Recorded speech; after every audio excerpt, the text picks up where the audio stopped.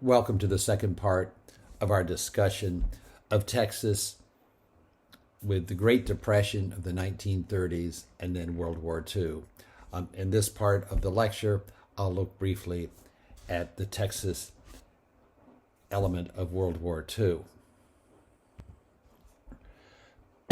First of all, let's look at the military effort, and then we'll look at the home front, including politics in the state of Texas. Of course, December 7th, 1941 was the Japanese attack on Pearl Harbor, Hawaii, which led to the United States declaring war against Japan the next day. And really, Pearl Harbor very, very quickly led to the rapid expansion of the United States military. And this had enormous consequences for Texas because of the number of training bases established in Texas and also a great increase in industrial production in Texas to provide the armaments needed for the war. Before Pearl Harbor, as you've undoubtedly learned in other courses on American history, most Americans, including most Texans, did not want to get involved in the war. World War II, of course, had started in Europe in September of 1931 when Germany and Russia invaded Poland. And it had started in Asia several years before when Japan had invaded China. But Americans had already participated in World War I, which was supposedly the war to end all wars, and they were very, very isolationist until Pearl Harbor. In fact, during the election campaign in 1940 for his re-election, Franklin Roosevelt had said, "I will not send your boys to war," and that led to tremendous cheers and applause from the audience. Now, military units from Texas served with great distinction in the fight against Japan, the effort to protect Australia from the Japanese attack. They served in Burma, other areas in Southeast Asia, and across the entire Pacific as American soldiers and sailors moved from island to island to approach Japan. And of course, at the conclusion of the war with Japan in August 1945, Texas soldiers were among the soldiers that occupied Japan. Many other Texas soldiers and sailors fought in numerous battles in North Africa and Europe. And Texans, as part of that effort, participated in the liberation of France in the summer of 1944, following D-Day in June 1944, and then the eventual defeat of Germany and actual military occupation of Germany for some time. The so-called Alamo Division, or 19th Division of the Army, participated in the D-Day invasion at Utah Beach in France in June 1944, and it suffered almost 19,000 casualties, of which about 3,000 soldiers were killed. Now, it would take days to list all the prominent Texan military figures in World War II. The ones normally cited are, starting at senior commanders, Admiral Nimitz, who was the head of the Navy in the Pacific and gets much of the credit for the defeat of the Japanese in the Pacific area. Admiral Nimitz was from Fredericksburg, near Austin and San Antonio in the Hill Country. And in fact, if you go to Fredericksburg today, there's a wonderful museum there on the war in the Pacific and Admiral Nimitz's participation. Another famous figure from the U.S. Navy was Samuel Dealey, who was a submarine commander. Unfortunately, he was killed after many, many successful missions and the Congressional Medal of Honor was given to his wife. Now, looking at the Army, you had Olveta Culp Hobby, who was the commander of what we call the WACS. It was the Women's Army Corps, and she was the first woman to attain the rank of colonel. The women serving in the Women's Army Corps, many hundreds of thousands, did not serve in combat operations, but they provided essential support. And this is a picture of Mrs. Hobby after she was promoted. And a famous Army soldier who actually saw tremendous combat was James Earl Rutter. He was the battalion commander of the Army's 2nd Ranger Battalion, and he led the Army Rangers up cliffs on D-Day.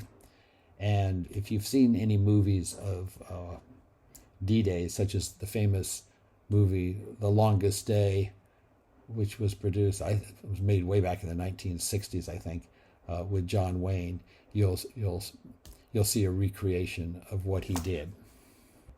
This was the Army Rangers' destination. Below it, you have some beaches, which now are a bit overgrown. And what I've circled in red was a major German gun installation with large artillery piece. And right where this photo was taken, where we're standing, there aren't cliffs. It's very low, and those were the main American landing beaches. And the last thing they wanted to do was have heavy artillery shooting from that point. And they tried bombing it. In fact, they bombed it for many days.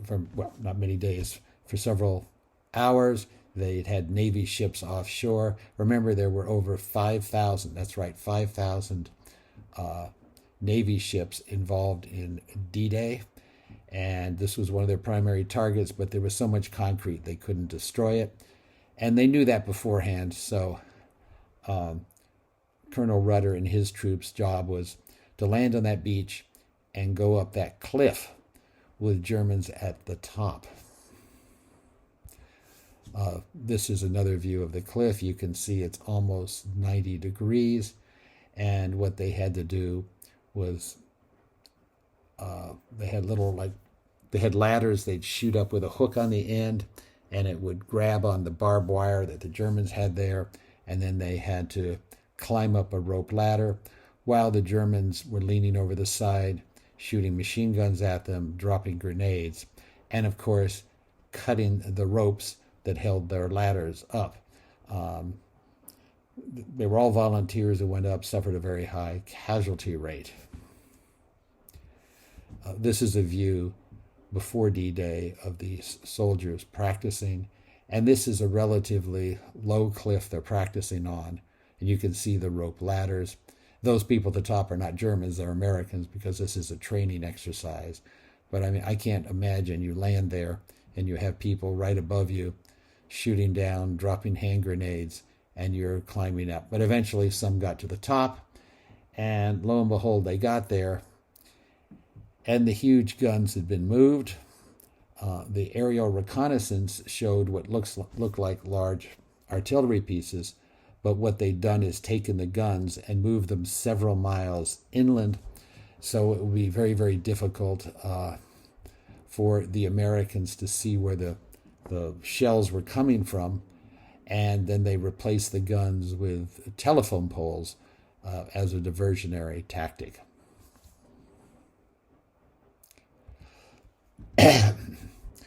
And another winner of the Congressional Medal of Honor was Mr. Garcia from Houston, who was one of 5 Tejanos, or Mexican Americans from Texas, to win the Medal of Honor. And I think by far the most famous individual soldier of World War II was Audie Murphy from North Texas, a small town. And he was really a national celebrity. And a real hero. I don't think today we have many heroes, not just military, but heroes in general. But he became a hero, a celebrity, and a very popular movie was made about him, To Hell and Back. And he received 37 awards from the Army. He was the most decorated soldier in U.S. history and remains that to this very day. And it's interesting, Audie Murphy had, once World War II broke out, he and many Americans went to join the Army or the Navy or the Marines, and he was rejected by all of them. They all said he was too thin, he didn't have enough muscle, he should find some other way to help the United States. So here's a picture of Audie Murphy with some of his medals. These aren't even all of it. The one hanging around his neck is the Congressional Medal of Honor. And you can see he's not, a real muscular man. You can see actually that it looks like the Army jacket's almost too big for him, falling off. But, in modern warfare, it's not like Roman soldiers fighting with swords. It doesn't take a lot of strength to pull the trigger on a machine gun. And so that movie is a classic. It was obviously celebrating Audie Murphy, and you can see his exploits. Now, within Texas itself, because of the large size of the state and the weather, that particularly South Texas seldom has snow or icy conditions, there were many, many training bases set up, and over 1 million soldiers were trained in Texas. In fact, Texas was the largest military training ground in the entire world from 1941 to 1945. And I mentioned in an earlier lecture about the ideal flight conditions around San Antonio, because it's a relatively dry area, so they can conduct pilot training most days of the year, and also there are huge flat areas nearby, and so if someone has to make an emergency landing, they can often find a place to do that. Now, there were many prison camps set up in Texas, and over 50,000 Axis soldiers, these would be German and Italian soldiers, spent some time in Texas as prisoners of war in the 20 prison camps in Texas. There was also a large internment camp set up in Crystal City, which is south of San Antonio, between San Antonio and the Mexican border. And that had over 3,000 Japanese, German, and Italian civilians, many of them with families living there during the war. Some people have called it a, quote, concentration camp. I personally don't think that's an accurate depiction in the context of World War II, because of World War II, if you talk about a concentration camp, you're talking about the German concentration camps, where the point was to concentrate people and kill them, as happened, of course, at Auschwitz and many other German concentration camps. So, people were obviously concentrated there. They couldn't leave. There were guards. There was barbed wire. But it was an internment camp. And this was Germans and Italians in particular. It wasn't just rounding up everyone of German ancestry in the U.S. or everyone of Italian ancestry. These were people that, particularly the German and Italians, who had joined pro-Nazi groups right up to the day of D-Day. And there were many, many open rallies of the Nazis. For instance, in New York City, in Madison Square Garden, 1 year before, not D-Day, Japanese bombing of Pearl Harbor. 1 year before that, there had been a meeting of over 20,000, and with a huge portrait of Adolf Hitler and people using the Nazi salute. Same thing for Italians, for Mussolini, who was a fascist dictator. Well, these people hadn't committed any violence. They were members of pro-Nazi or pro-Mussolini organizations in the United States before World War II, and so based on that, they decided to just ship them and their families and intern them for the duration of the war. It was later recognized as a violation of civil liberties because there was no evidence that, well, when the people were placed there, they weren't convicted of espionage or anything, but it was a preemptive measure, part of sort of, you may call it the hysteria, or people just overreacted. And there were many Japanese there also. You'll recall in the state of California, there was a massive internment of all Japanese. It wasn't done on a selective basis. Many were actually U.S. citizens who'd been born and raised in the U.S., and they and their families were put in internment camps, many of them in California and other Western states, and some of them were at the Crystal City internment camp. And that was done, even if they had no information that a certain Japanese individual had been involved in any sort of pro-Japanese activity. When I was living in the northern part of South America, I remember meeting someone with a German last name, and he spoke absolutely perfect English. And I said, "Oh, your English is native English. Did you study in the U.S.? Did you go to college in the U.S.?" Or he said, "Oh, no. He lived 4 years in Crystal City, Texas." And I said, "Why was that?"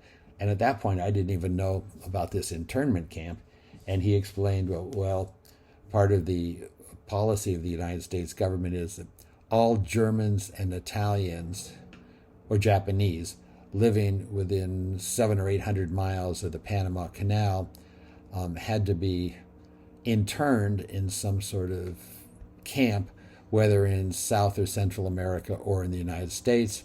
And many countries just shipped the people up to Crystal City or other internment camps in the United States.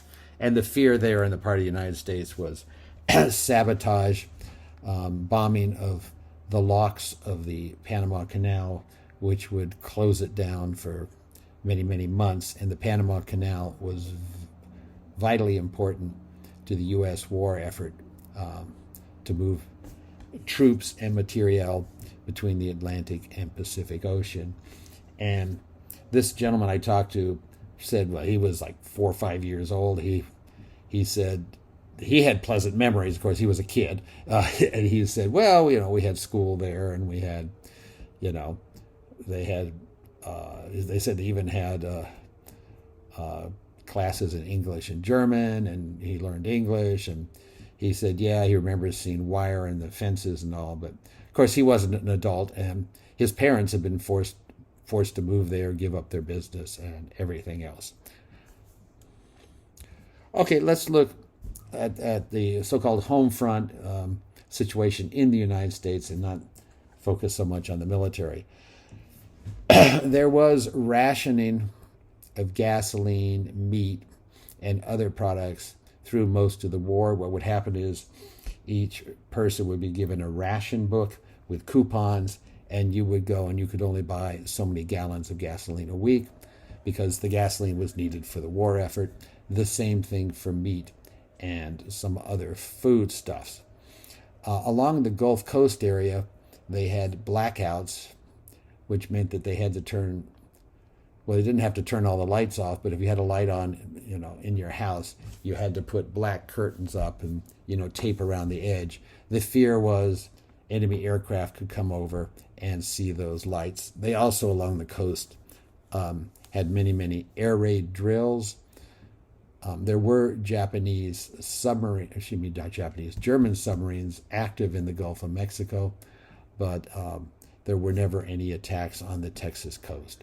There were attacks on shipping coming out of the port of Houston, particularly carrying petroleum products, from Houston, the major refineries around Houston, and carrying those products through the Gulf of Mexico up to the eastern part of the United States.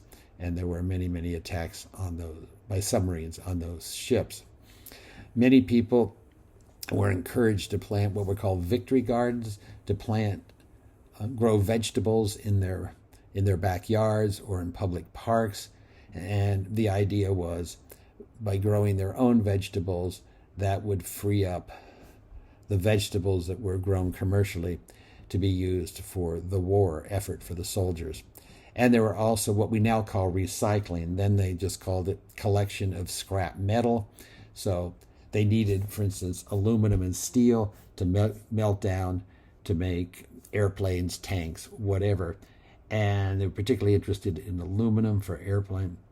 So if people had, 3 frying pans or, 3 pots, they were encouraged to just keep 1 or 2 and donate the others, which would be what we now call recycled. Then it was just called using for the war effort. This is a poster from the time of encouraging people to plant a victory garden. So here you have the civilians, planting their own corn, tomatoes, etc. And it says at the bottom, a garden will make your rations go further. This is because people had the ration book, and they were limited also to the number of vegetables they could buy. Well, in the commercial agricultural sector, not in people's backyards, there was a great need for more food. And during this period of time, there was a greater mechanization of farm production, which greatly increased productivity. And there were also federal loans. And this stimulated the growth of production of cotton, produce, and citrus fruits. Now, more workers were needed in the agricultural sector, and also to work on the train lines, particularly repairing them and maintaining them. And there simply weren't enough in the United States at this time because so many men had moved into the military or had moved into weapons factories. So a program was set up in 1942 between the U.S. and Mexican governments, and this was the U.S. and Mexico Farm Laborer Agreement. And this was to bring Mexican workers into the United States to work in agriculture or the railroads. And this was called the Bracero Program. Now, brazo, for those of you who studied Spanish, brazo is your arm. So a bracero is someone who works with their arms, or it means also a manual laborer. So it was called the Bracero Program. And the terms of the agreement were that the United States guaranteed decent working conditions for the workers in terms of, toilets, working hours, et cetera, and the workers would be paid a minimum wage of 30 cents an hour. Now, today that sounds outrageously low, but that was the same as all American workers at the time. So the braceros were paid the same wage as all American workers in the United States. The minimum wage, of course, is much higher now, but that's because of inflation. Also, the braceros were enrolled in the United States Social Security program, and they received credit for Social Security. And I remember when I was working first time in the American Embassy in Mexico City, on another floor there was a large Social Security office. The U.S. Social Security Administration was there. And there were often lines of fairly elderly people, and someone who worked there told me, oh yes, all these people had legally worked in the United States under the Bracero Program, and the Bracero Program lasted for about 20 years after World War II until the 1960s. And so many of these people would go in and had many Social Security credits, and they were entitled to a U.S. pension, and they were there to collect their pension. Overall, there were 5 million braceros, or Mexican workers, who worked in 24 states. Early on, the Mexican government complained of poor treatment of the Mexican workers in Texas. For a while, halted the the flow of Mexican workers into Texas, but then that was worked out and they were allowed to come in. The Bracero Program was by far the largest foreign worker program in U.S. history. And as people look at immigration these days, some people advocate having something similar with Mexico and some of the Central American countries where people can receive temporary work visas to come in when they have a contract, not just in agriculture, but other sectors also. The program, as I mentioned a moment ago, lasted until the mid-1960s, when it was stopped essentially because of opposition by U.S. labor unions. The U.S. labor unions said, we don't want these workers coming in. They work long hours and they're willing to accept lower pay. And this was at the time the organization of, there were a number of, particularly in California more than Texas, agricultural workers who were forming unions or trying to form unions and demanding, and they said that their demands for higher wages were undercut by the literally millions of braceros who had come in over the years. And this is a photo of a group of Mexican workers in the Bracero Program arriving by train in 1942 from Mexico, and then they'll go and do the paperwork. Now, I mentioned a moment ago, German submarines that were operating throughout first 2 or 3 years of the war mainly, all along the Atlantic coast of the United States and in the Gulf of Mexico. In fact, after the war, some German submarine captains would say that they would look up their periscope and they could see the skyscrapers of New York City. And in fact, a couple submarines off of New York City even surfaced early in the morning when it was dark. A number of the Germans took off their uniforms, put on civilian clothes, took a little rubber raft to the shore in an isolated area, and went into New York City. And they were very proud after the war to show, receipts from restaurants in New York City or whatnot. Some of them who were doing that just for fun were actually captured because they didn't speak very good English, or they didn't have ration books. And they would say, "What is a ration book?" They had a German accent. The police were called, and it was determined that they were from a German submarine offshore. And obviously Americans started to panic. I mean, we have submarines right offshore with people coming ashore to have a meal or something. We're about to be invaded. In order to facilitate the transportation of oil from Texas, and not only crude oil, but also petroleum products that had been refined because of the huge petrochemical complexes along the Gulf Coast, 2 major pipelines were built from Texas up into the northeastern part of the United States. And that oil and petroleum products was obviously safe from attacks by German submarines. And the war in general led to a great demand for agricultural products and for petroleum products. In addition, in Texas, there were large factories set up to manufacture steel, aircraft, and the aircraft factories centered in the Fort Worth, Dallas area. In fact, one factory was 1 mile long. That's right, 1 mile long, with about 40,000 workers, and it had so many aircraft, like an assembly line being built. And there were also many, many factories in the state to produce ammunition. Now, because of the military service requirement and the huge increase in factories, there was a much greater demand for labor. We already looked in the agricultural sector how the Bracero Program was set up to bring in Mexicans. And for workers in these factories, there was a labor shortage, and this made it relatively easy for the unions to demand not only higher wages, but better working conditions. And not just in Texas, but throughout the United States, one of the demands of the workers, which was met by the employers during this period, was to provide health insurance.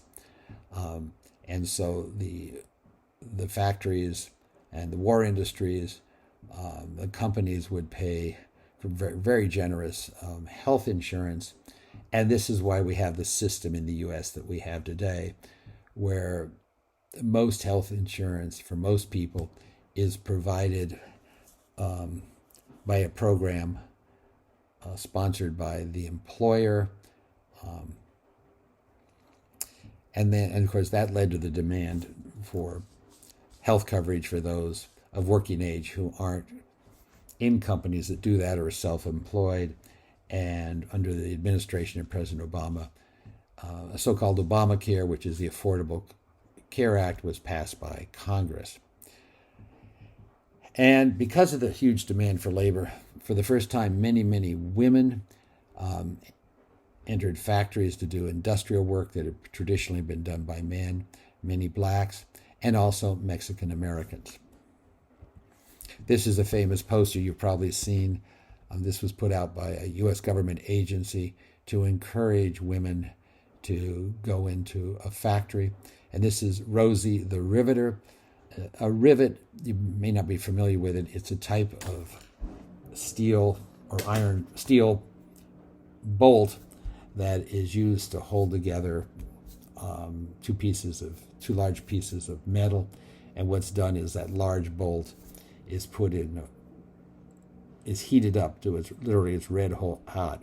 It's physically pounded in the hole, and as it cools, it expands and has a very, very solid connection. It's not like a bolt with a nut on the end, which could work loose.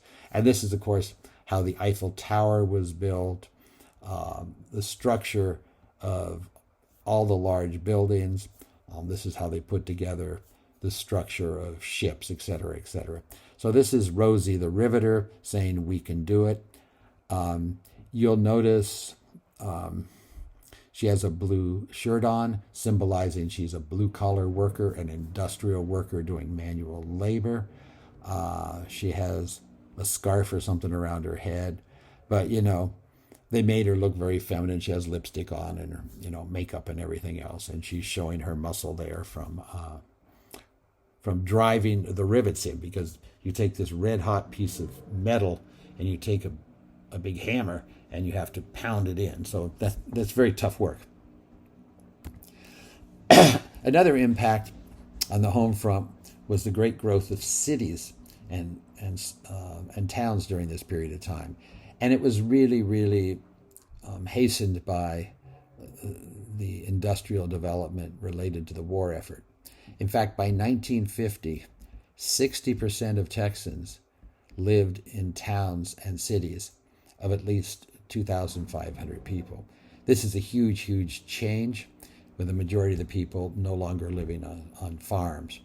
And so Texas is no longer has a rural population. And of course, this will have many implications that we will see on politics and the economy. Now, just quickly on the political side, there wasn't too much going on in World War II. Governor Koch won re-election in 1942 and again in 1944. And the political conflict within the Democratic Party, within the Republican Party, and between the parties in the state of Texas was really pretty minimal, because people were focusing on the war and economic growth. Now, in 1942, Senator O'Daniel, you remember this is Papa O'Daniel of the musical group, he was challenged in his bid for re-election by former Governor Allred. And Senator O'Donnell criticized Allred by saying he was too liberal, claiming he was sympathetic to socialists and communists. Well, and we'll see much more of this after World War II, during the Cold War. Now, in 1944, President Roosevelt sought re-election for a really unprecedented fourth term.